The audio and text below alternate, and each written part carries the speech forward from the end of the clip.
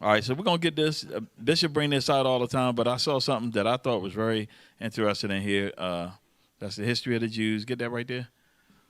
The history of the Jews, from the destruction of Jerusalem to the present time.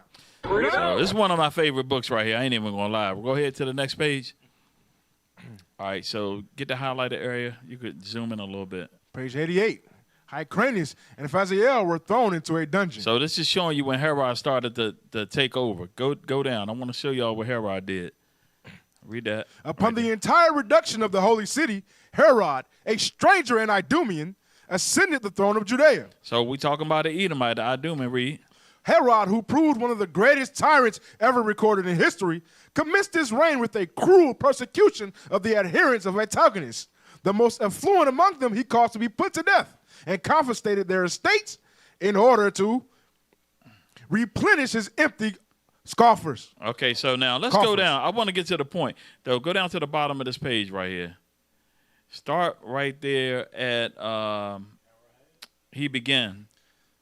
Yes, sir. He began to exhibit a marked contempt for the Jewish religions and laws. So it's showing you that he learned in our schools, but he started to hate our laws and everything about us. He was never committed. You know what I mean? So a lot of times people that's in Israel, they want to bring in other nations. They can't love our laws. God gave us the laws. Keep reading. From the beginning of his reign to the final destruction of the temple, the high priest had no hereditary right, but were set up and removed at his pleasure and that of his successors. So that's what Bishop always bring out in John. What is that? John 11:47, where it talk about how the Romans will take our place if they didn't get rid of Christ. Keep reading.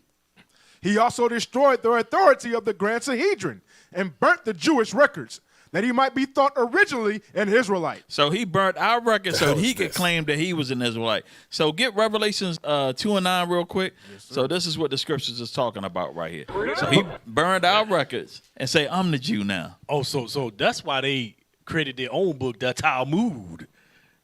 That's why they follow Get that. that Revelations 2 and 9. So this is what Christ is talking about, and the historians bear record of that. The book of Revelation, chapter 2, verse 9. I know thy works and tribulation and poverty, but thou art rich. So that's talking about us, the Israelites. Read. And I know the blasphemy of them which say they are Jews and are not, but are the synagogue of Satan. So you see that? So that's Herod right there. What we just read, the historians document what the scriptures is saying. That's right. Hey, that's some heavy stuff, man. You know, and that's why we got to go out. We got to go out there and make sure we put this thing out there. Let me get real quick. Give me 2 Ezra 3 and 36 to back it up. You know, because a lot of times we read this stuff and we're like, well, what does that really mean? I'm going to show you what it means. Watch this. The book of 2 Ezra, chapter 3, verse 36. Thou shalt find that Israel by name hath kept thy precepts. Israel by what? By name hath kept thy precepts. Uh-huh. But not the heathen. That's why Herod despised it. He could not keep the laws of God. Understand that thing. So when we're reading this out of the history books, this historian isn't pulling that out of thin air. Understand that thing. They know the white man ain't keeping no damn laws. Hell, he don't even honor his own laws. He got his own border wide open. And you think he gonna keep the commandments of God? You got to be crazy. Come on, man. This dude don't even honor his own stuff.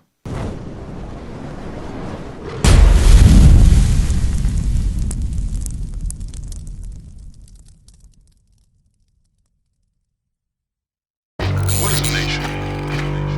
Nation is family. Nation is community. Nation is men leading by example. Nation is women's support.